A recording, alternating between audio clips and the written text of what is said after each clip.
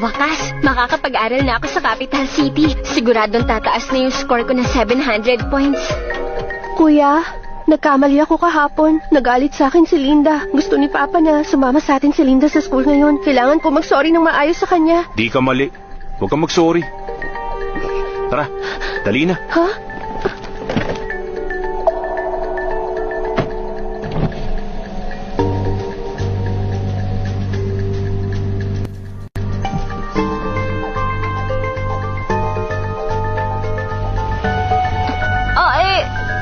Ba't ganito tong mga to?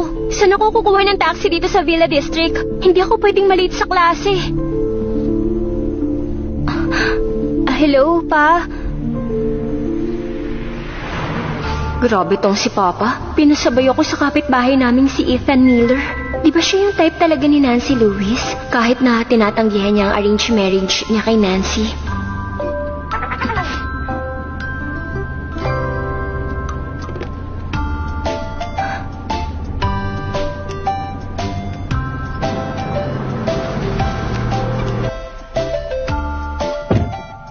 Salamat, Sa susunod, doorbell ka lang kapag may need ka. Ikaw siguro yung malayong kamag-anak ng mga Lewis. Nasabi sa akin ni Nancy ang sitwasyon mo. Mahina ang foundation mo. Baka hindi ka makahabol sa enhancement class. Di mo kayanin. Regular class ka muna. Regular class? Tama. Sige, maliitin niyo ako. Di niyo ako mapipigilang matuto kahit sa regular class ako. Lahat ba dito makakalampas ng 700? Excuse me, ano pong score for enhancement class? 600. Yung score po ni Nancy Lewis. Art student siya. Mga 30 to 40 pag undergrad. Bale, nasa regular class siya? Nasa enhancement class siya. Magandang score na yun para sa art student. Maganda na ang samahan ng mga estudyante dun. Huwag mo nang sirain yung samahan nila. So grupo sila. Bakit? Ayaw mo sa regular class? Gusto ko talaga. Halika. Ay, kung magsasama kami ni Nancy sa klase, baka maloka ako.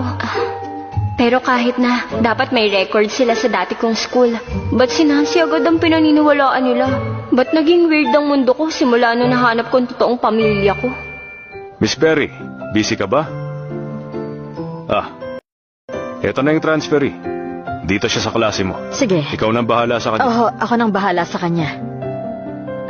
Start na tayo. Ba't di ka muna magpakilala sa mga kaklase mo? Opo. Hello sa inyong lahat.